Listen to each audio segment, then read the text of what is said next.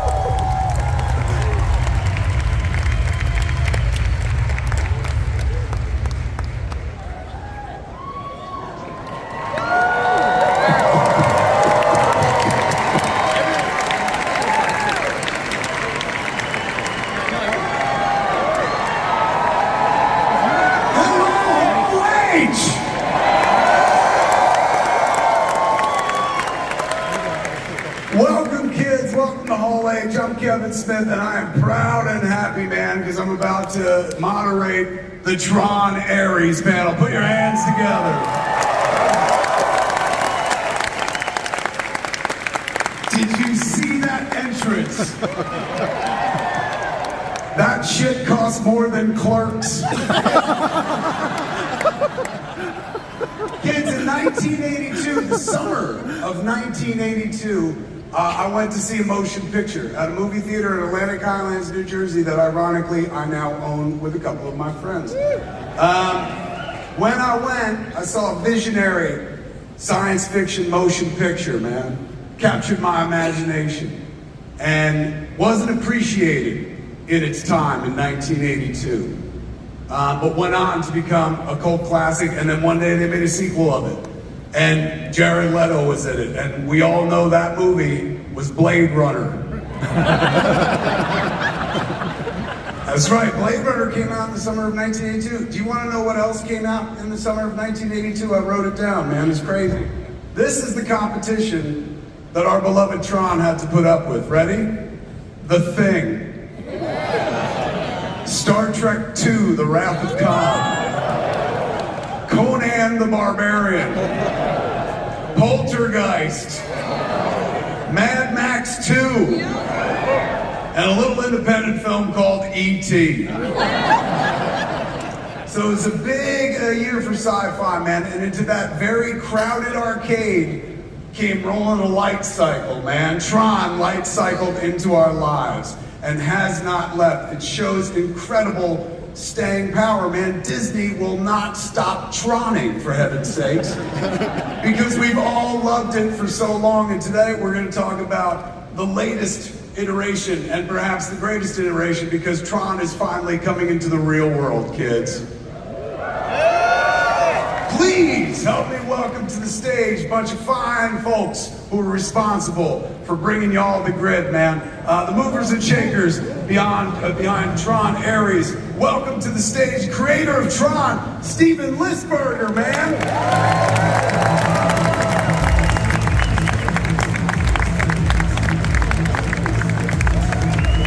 Tron Ares director himself, Joachim Rønning.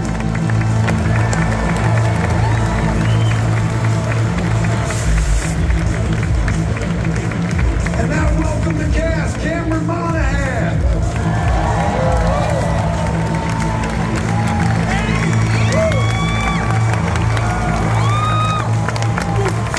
Arturo Castro.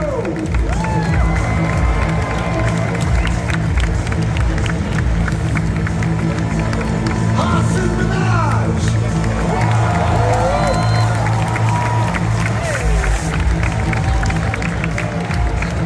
Gillian Anderson.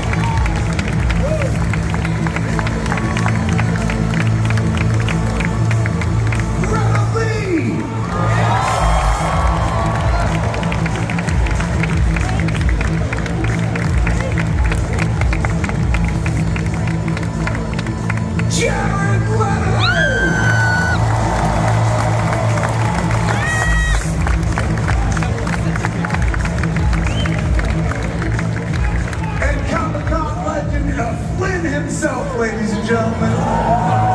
Welcome to the stage, Jeff Bridges.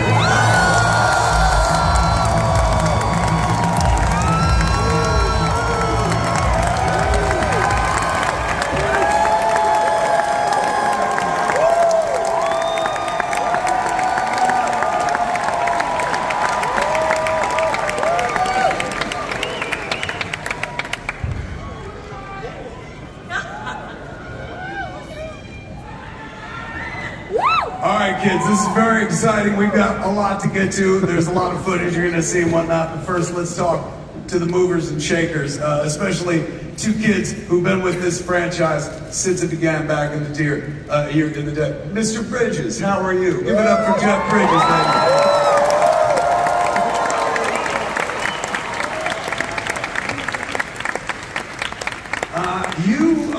You have been with Tron since the very beginning, man. I love that there's three Trons.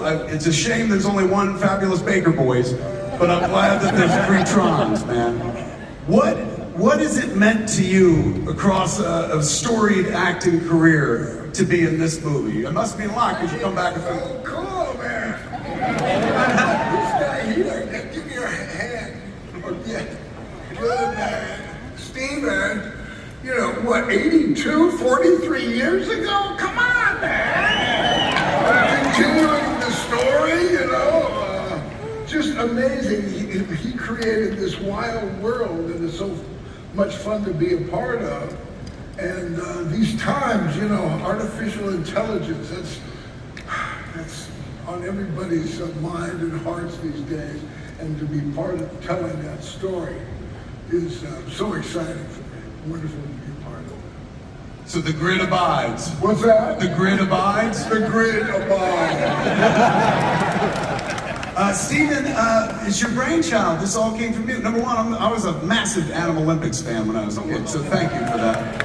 But number two, this all begins with you. Take us back to the beginning of Tron. Well, as far out as Tron was and is, it actually became real life. And that's even more far out than the film. And my feeling about Tron is that the most important thing is that we kick this technology around artistically before it kicks us around.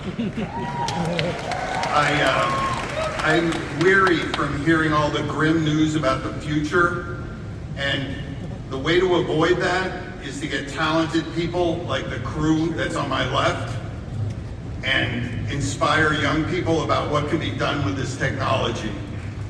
And that's what Tron's all about. And the other thing that Tron's all about, going all the way back, what really resonates is the courageous acting of Jeff Bridges. He is the most courageous person in front of a camera. It's just, he's been a gift to Tron from day one. Give it up for the gift of Tron, ladies and gentlemen. Steven, have you watched for the last 43 years every sci-fi movie that's come out that owes a debt of gratitude to you and know that the legacy was established way back then? Like when you saw The Matrix for the first time, were you like, fuck? Or were you like, I have a bit of DNA in there? No, I mean, inspiring others is, you know, pass it forward. It's a good thing. And we sort of created our own genre with virtual adventure, and it's not going away. And no, I'm a fan of pretty much all of it.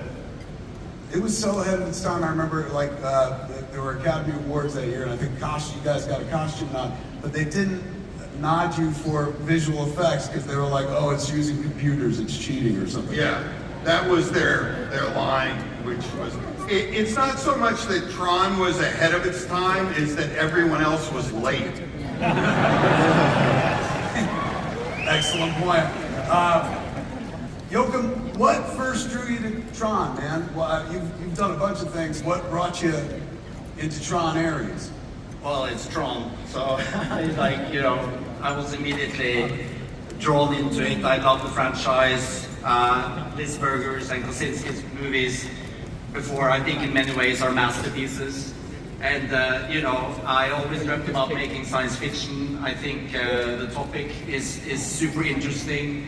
And they had a twist to it, you know, these are the assets coming into the real world. I felt that I could bring something new to the table, but the bar is really high. And but it's been an amazing journey, and it's a movie for cinema. You know, that's why I always try to do that. But with Tron, you know, making a movie like Tron, it's like the closest thing to a guaranteed theatrical release somehow. So, and then I get to work with these people. And it's been just one hell of a ride, to be honest. And we talked about being in the whole age in our very, very first meeting, actually. We had like 3 years ago. So here we are, live.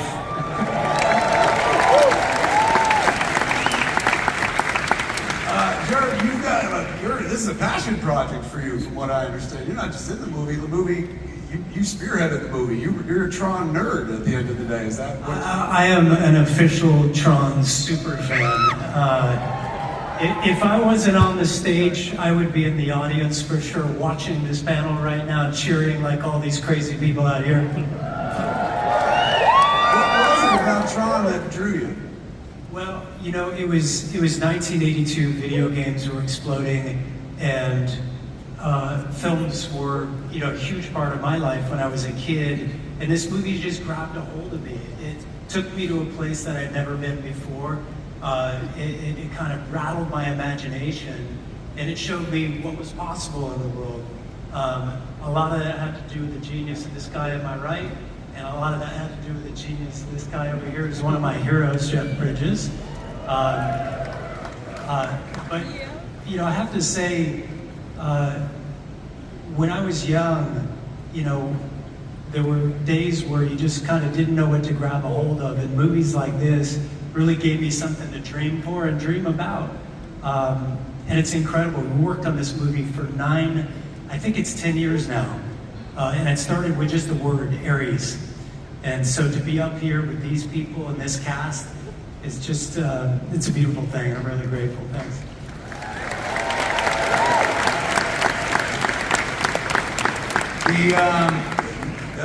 Mr. Bridges, he said such nice things about you. What was it like working with the younger class at this point? It was so wonderful. Remember the first day of, wondering how it was going to be. I heard, a lot of actors will be working different ways, you know. I heard Jared only wants to be called by his character. That's interesting. He's one of those guys? He's one of those guys. And, you know, I've worked with everybody's got different methods and modes, man. I said, I can understand that because it's a tough part, man, to play a program. I mean, how do I do that? You know, I mean, he's got to. Well, you did it before. You told me how to do it. I don't know, man, it's a mystery. But I figured, you know, I'm playing Flynn. I'm the guy who created this thing, you know. But I didn't want to offend him as a Fizbo, you know. So I thought I wanted to have kind of a certain intimacy with you. I know your name is Aries. Can I just call you Air? And he said, yeah, man, you can call me whatever you want. You know? And we just knocked, you know. We had a great time playing. I do remember the very first scene that I had with Jeff, and they yelled action, and I just blurted out, cut, and everyone was surprised because I don't often do that. And the first AD comes over and said, is everything okay? What's wrong? And I said, you know, I just can't stop smiling because I'm working with my We had a lot of fun, a lot of joy, and man, if I could work with you every day of the week, I'd be a happy guy. We had a fun time. And then we're also music cats. I mean, you know, this movie stuff, that's kind of your, you know, your side job. But we had a great, what's that what you said? He said 30 seconds to Oh, we had a ball. It was fun. Yeah. It was great. Once you get together with Jared Leto, it's Morbid time right there, man. Greta, you got a script for this, and I imagine you read it, you were like, oh my God, it's just like past lives. I'm surprised anyone laughed. I feel like that's a joke for two people in this room. We're cultured, we nerds. What drew you to the part, man? What'd you find interesting about being in Tron? To Tron? Yeah. I just wanted to ride a light cycle. Yeah, I told my agents, just find me something where I can ride a light cycle. I mean, you guys are so jealous. I got to actually ride one. It's insane. Sorry, I'm just trying to catch up with my own reality right now because I've never been to Comic-Con.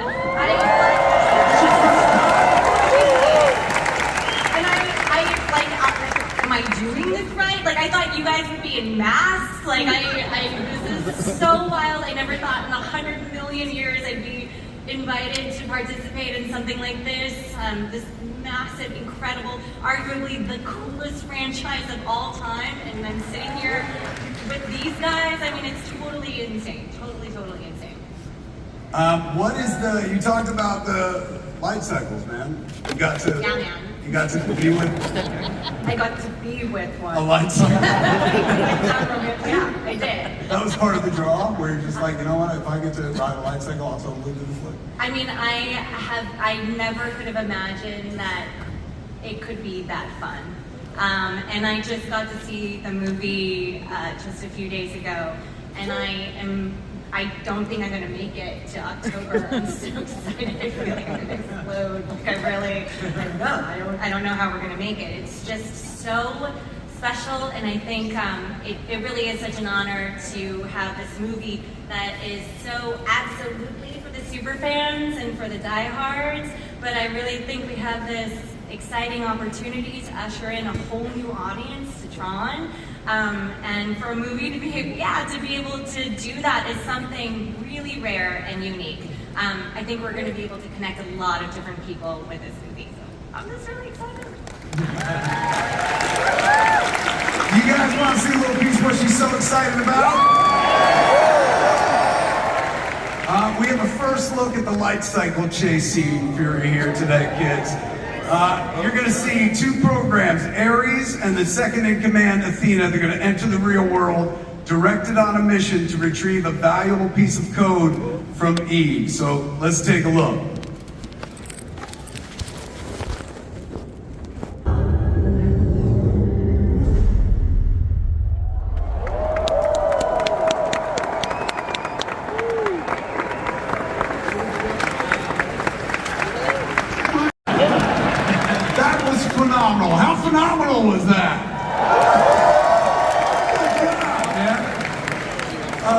Jody, you play Athena, and we saw Athena all over that clip. What's the relationship between Athena and Ares in the flip? Well, you know, Athena and Ares are comrades. You know, they're soldiers in arms. And I think that as Ares is having this awakening, or maybe malfunction in Athena's mind, she is also having one of her own. But it sort of takes her in a different direction that I think is entirely less measured and compassionate. Compassionate and get hit in the face of the motorcycle as well. That was incredible, man. Mr. Peters.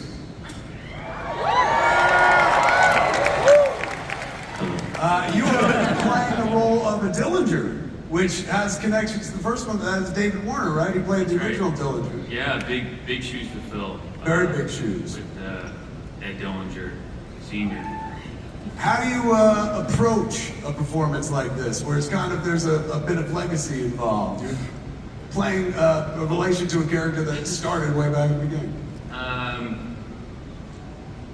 I don't know. I don't know. Joachim's a great director. The writers were great, producers, cast, everybody. Yeah. You're a great actor too, brother. So, yeah, that helped a lot. Thanks. Yeah. I honestly don't know. You're no stranger to Comic-Con. You've been here before, correct? Yeah.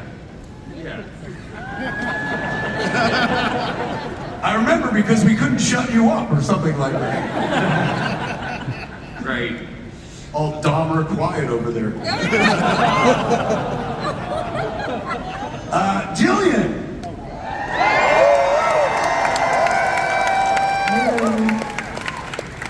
This is your first sci-fi thing, no?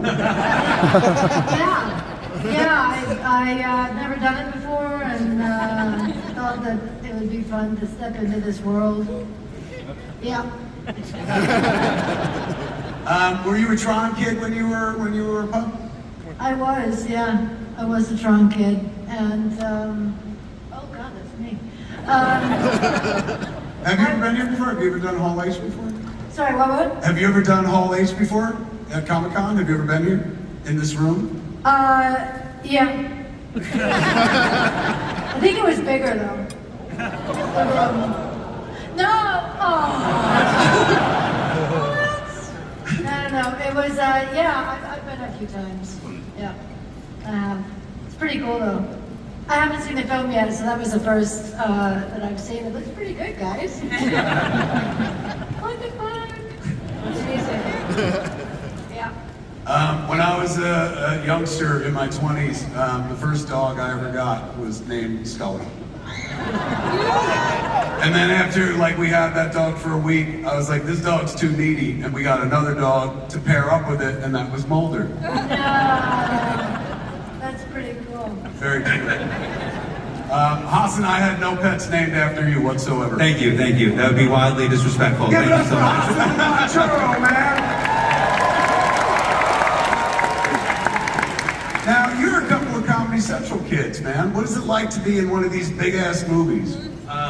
Yeah, it's very cool to be a chief technical officer of NCOM. That's my technical title. The scale is incredible. Just looking at how big the sets are coming from comedy, it's very impressive. Yeah, sorry. Were you talking to me as well? Yeah. Oh, dude, I couldn't hear you. Sorry. I was just caught up in his beautiful brown eyes. Sorry, it happens a lot. I actually had to have a conversation with myself before I went into the first set. Be like, hey man, whatever happens, just keep cool. Okay, you've done this a couple of times. And then when we saw the set build, man, I lost all sense of decorum, and I was like, oh my God, we're in Tron, you know?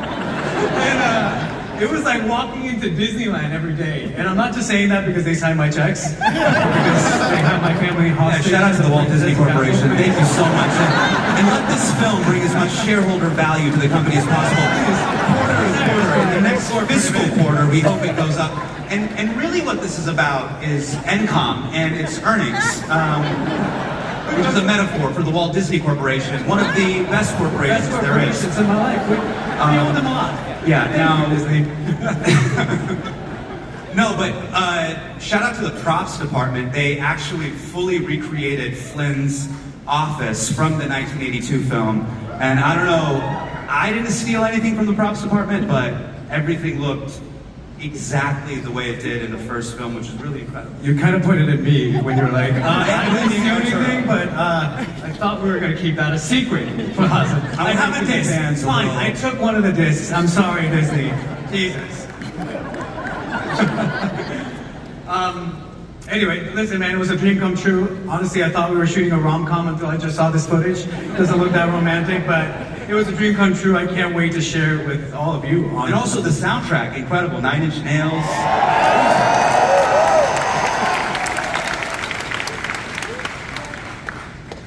Cameron, give it up for Cameron, everybody.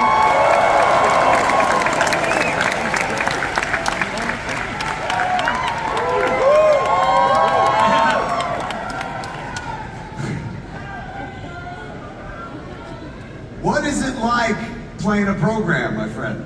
You played many parts and whatnot, and some of them to the absolute hilt. And this is, how do you approach doing this? Well, you know, I'm not going to say that there's like a rivalry between the humans and the programs, but I would say that Pixels definitely have more fun. Like, you know, the flesh bags, they've got their skin, their parts, their brain. It's very analog. And I prefer to be digital personally, you know. You get the cool suit, you get to do flips, it's a good time. I mean, Greta, she's walked in both worlds, and so has Jeff, and I think they might have more fun on the grid. I know I definitely did. But you know, it was genuinely, man, it was an honor, dude. Like those sets, I would like walk backstage and look at them, and the way that they were built, no one does better than Disney for their practical sets, their set designs. I don't know if anybody's seen Fantastic Four yet, but those sets are incredible too. But yeah, I mean, these were awesome. They did such an incredible job with them. So you guys actually built pieces of the grid? Yeah. And had to in order to bring it to the real world. We should take a look at some more of that, man. You guys want to see some more clips? We're going to take a look at a clip right here. In this next clip, we're going to take a deeper look at the new immersive digital world that Julian created, kids. Let's take another peek at Tron Ares. Joachim, talk us through some of that. Look at how expansive that world is, man. How do you get there? I've been making films for 31 years. None of them look like that. I'm only looking at the unfinished VFX shots. But no, this is like one of the bigger chases in the film. We get to really play 9 Inch Nails, you know, as we're going through there. And the groove is just like such a fun cinematic experience. And it was, I mean, we shoot it for the most part on blue screen. We didn't build this. This is not what you guys were talking about, but it's like, it's all coming together with ILM, 9 Inch Nails, and it's fun to see it on the big screen with a crowd for the first time. Now, in terms of the music, man, everyone's excited about 9 Inch Nails. Like, you guys didn't think to reach out to Jared? I hear he likes music as well. Why weren't you involved in the soundtrack? You know, the music for Tron has always been such an important part, and I mean, that last Daft Punk, I mean, what an incredible song. When we were talking about music for this film, there was really only very few people you could think about that could fill those shoes. And 9 Inch Nails absolutely did it. I mean, they made music that's gonna live a lifetime. So very, very proud to have them be a part of it. And I just want to say one other thing. You know, as we sit here and celebrate, I was thinking about, and I was listening to that incredible little clip right there. You know, I was thinking about the crew of the movie. They don't really get to be a part, and that's all the people that were there, you know, from the early morning to the end of the night doing the hardest work on set. And I just have to say, like, there was probably about 2 months of night shoots in the dead of winter. It was freezing cold, and there was just a sense that from craft service to the carpenters to the grips to the actors, that everybody was doing was a part of something that they really loved, and they wanted to be there, and they were proud to be there. And I just want to say that crew doesn't get to be in this part of the celebration. I just want to give a shout out to the crew for working so hard. Beautiful.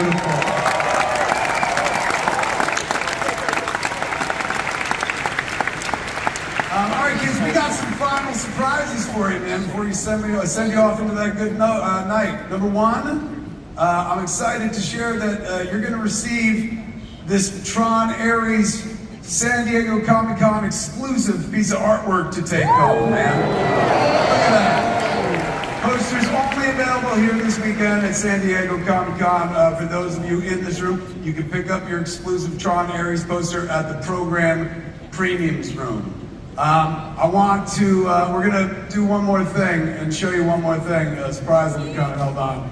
But before we do that, kids, I want you to give a big round of applause to the good folks from Tron Ares.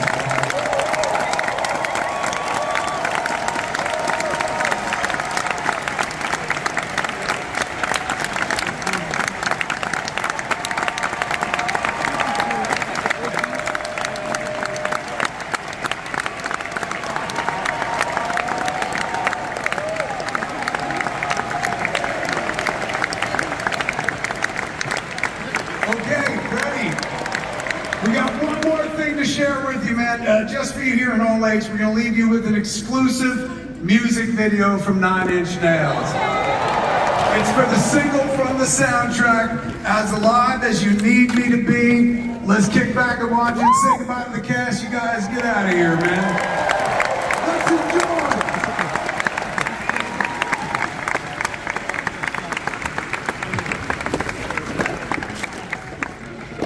Oh, hello guys.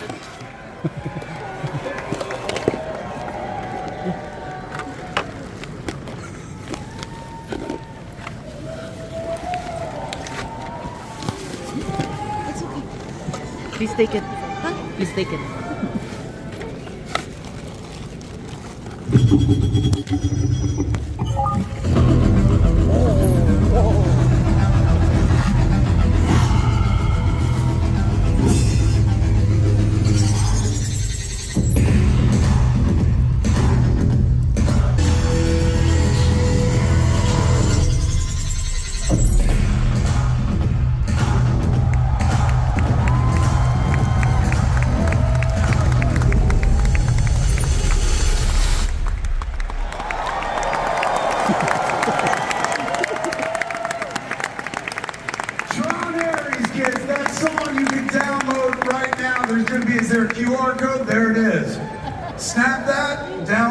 Song is yours right now, man. I want to thank y'all for coming out to the Tron Ares panel.